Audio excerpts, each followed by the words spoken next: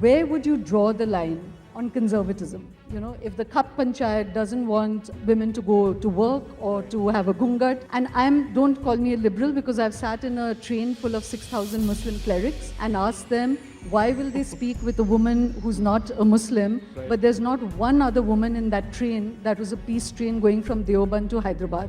So I'm just asking you, when there's all these slippery slides of cultural conservatism, which conservatism do you want should be the arbiter of whether we eat, love, pray, what we wear? The government very often says that they want to define that. Is your visual image of conservatism going to limit itself only to Kap Panchayats? Are you saying that there are no other shades of conservatism which are sophisticated? No, many. Like a father that does, like there are many. No, I felt that the example was perhaps it was stereotypical. No, I was just evoking the easiest shorthand. So that's the problem with the shorthand, because then it loses nuance. I don't think that the conservatives must effectively have the power of veto. That's not been my position. But they certainly have the right to participate in those conversations. And this forum and the nature of this proceeding does not lend itself to multi-party stakeholdership representation, thanks to the nature of the forum. Criticism that the right wing often throws at those who are called liberals, which is that where the Hindu framework is concerned, liberals are always pushing and criticizing the Hindu right for being conservative, for being patriarchal, for being fascist, etc., and pushing for liberal positions. But the moment it comes to Muslims, bizarrely, liberals take a very conservative position on Muslim issues. You know, suddenly you're pro-hijab, you're pro-triple talaq, many things. You know, it becomes that the clerics of the Muslim community are the voice of that community. Do you think that this is a valid criticism of the liberal position from the right? I think that's a very valid criticism of a certain section of liberals, particularly those politically inclined. An intellectual liberal will not have that position. I certainly don't. When I see injustice being meted out, I have to be blind as to who's doing that. So why do we need to actually look down upon the conservative position? May I ask you a question here? Sai, just to keep the audience with us. Here's mine. I'm just using the moderator's prerogative to cut you off here, sort of, to say that a lot of this will evolve. You know, none of the laws that we've had 60 amendments and more of the Constitution, and a lot of things keep evolving as society changes, you know. Let's go back to dowry, widow remarriage, child marriage, property rights, you know, even women's right to their parental and ancestral property changed as recently as 2005. Through legislature or judiciary? Through legislature. Thank you. But I'm saying that things keep changing and evolving. So let's not get into the practicalities of this right now. Let's stick with the principles. I want to bring in a few more because, you know, we're going over the same argument. Do they have right? And it's a fundamental right. Just a couple of points. You've been saying that there is the space for cultural conservatism and that it should have a space in society. And if we're going to say that the Constitution is a liberal document, how are conservative people going to express themselves and what are their rights? So here I'd like to ask you this question, that where would you draw the line on conservatism? You know, if the Kap Panchayat doesn't want women to go to work or to have a gungat, and don't call me a liberal because I've sat in a train full of 6,000 Muslim clerics and asked them, why will they speak with a woman who's not a Muslim, but there's not one other woman in that train that was a peace train going from Deoband to Hyderabad. So I don't think that there's anything frozen about the Muslim community or the Hindus. I'm just asking you, when there's all these slippery slides of cultural conservatism, which conservatism do you want should be the arbiter of whether we eat, love, pray, what we wear? The government very often says that they want to define that. Is your visual image of conservatism going to limit itself only to Kap Panchayats? Are you saying that there are no other shades of conservatism which are sophisticated? No, many. Like a father that does, there are many. No, I felt that the example was perhaps it was stereotypical. No, I was just evoking the easiest shorthand. So that's the problem with the shorthand, because then it loses nuance. The point I'm trying to make is this. I am not on the question of whether conservatives must have the right to draw a line. The question was entirely in my submission. You can play it out for everybody's benefit. Was, do people holding a conservative point of view not have a seat at the table when this issue is being discussed? Are they not participants to this particular discussion in any way? They can be wrong. They can be 100% wrong. But are you going to deny them the right to participate in this discussion by having this closed door hearing, so to speak? Because it is a closed door hearing when the rest of the society doesn't get to participate in it. You cannot compare the scale of this particular discussion or its comprehensive nature or lack of comprehensiveness, so to speak, with what happens in the legislature. So the point is entirely this.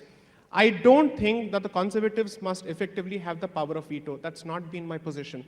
But they certainly have the right to participate in those conversations. And this forum and the nature of this proceeding does not lend itself to multi-party stakeholdership representation, thanks to the nature of the forum. It's not on this particular issue alone, on several other issues. So I'm not going to sit and say, this should be the line that conservatives must draw. Did you see me ventilate that particular position in court? No. Because I don't need to make that particular argument. The entire argument was, give us a seat at the table. Don't make this an elitist conversation where we have absolutely no space whatsoever. That's been the nature of the discussion. That's been the ask. So why do we need to actually look down upon the conservative position? May I ask you a question here? Please. Saurabh, how would you respond to? Well, that argument, if stretched to its logical conclusion, would require us to erase courts from our constitution altogether. Because every time courts decide something, for instance, in a matter of fundamental right of free speech, right? It's not as though they're deciding that this is valuable free speech or not, that they'll conduct public whole surveys and then take a decision. They're obviously not. So if every time the courts are supposed to give everybody a seat at the table, so to say, then they will never decide a case because that's not how a judgment is made, right? There are two parties before the court, and very simply, someone as competent as Sai is also free to come and put the conservative point in court. That happened, right? We heard the government making arguments which were against the liberal position put forward by the petitioners. So who was silenced? The problem is not that the conservative voice was silenced. The problem was, where was the conservative voice meant to be heard? And I don't believe that there is no place for a conservative voice any more than there is no place for a liberal voice. In a free democracy, in a free country, there is a place for every stream of thought, including on this particular podium. The question, however, is that when you say that because there is a lack of hearing with the conservative voice, to me sounds really, if you unplug it enough, argument against the court exercising its jurisdiction in favor of the liberal point of view, right? That's the sum and substance, really, if you unpack the argument. Because how was the conservative position not given a seat at the table, or how was the liberal position given a greater seat at the table? Yeah. Judges are deciding, right? The judges are deciding between left and right, between conservatism and liberalism. Both sides are heard. So if you say the conservatives have no place, well, equally the liberals have no place as well. That's not what happened in court. Okay. Okay, let's just, we're going to run out of time. I'm going to take a few questions. Unfortunately, there's just so many positions that we really want to examine, which we haven't even gone into. I'm just going to ask both of you a contrary question. One is, let's leave the same-sex marriage aside. I hope that this is argued out in court. When we're saying that the government itself is playing the conservative position in this case, it is arguing against the rights of same-sex couples. So I think the conservative voice is being heard. But Saurabh, let me bring you in here into a criticism that the right wing often throws at those who are called liberals, which is that where the Hindu framework is concerned, liberals are always pushing and criticizing the Hindu right for being conservative, for being patriarchal, for being fascist, etc., and pushing for liberal positions.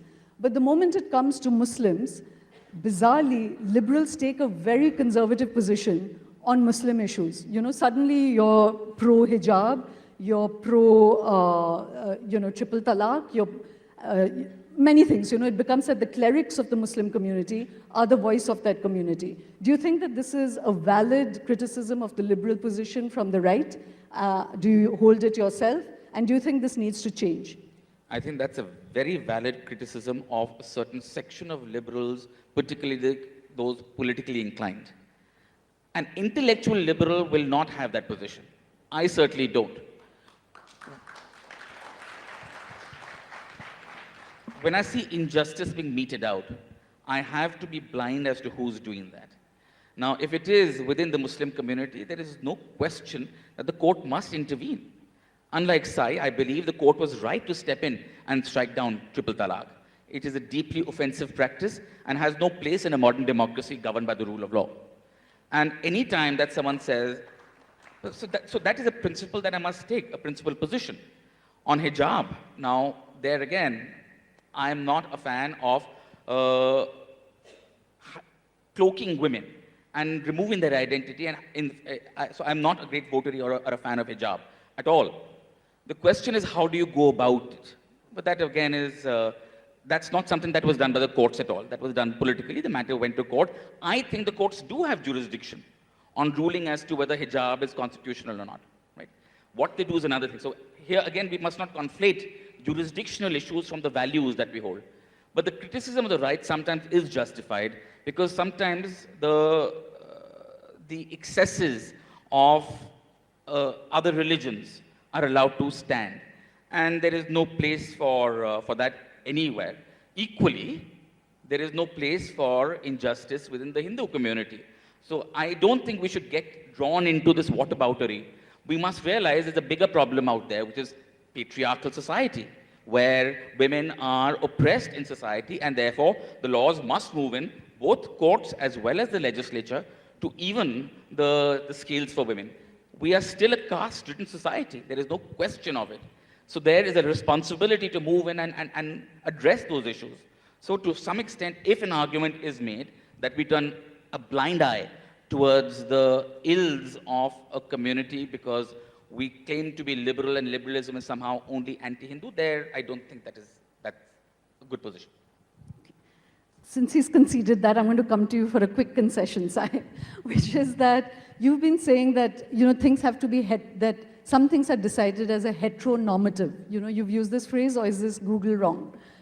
Okay, so when you say heteronormative, isn't that a very, very problematic concept? Because again, there you're putting power into the hands. What is heteronormative and what is normative itself? Right. And here I wanted to use the example of, say, the Fogart sisters, where normatively, they would not have been allowed to be wrestlers, boxers, cut their hair short, do any of what they were to do. They are parents who are in very normative societies where an individual feels the urge to break from a norm. Right.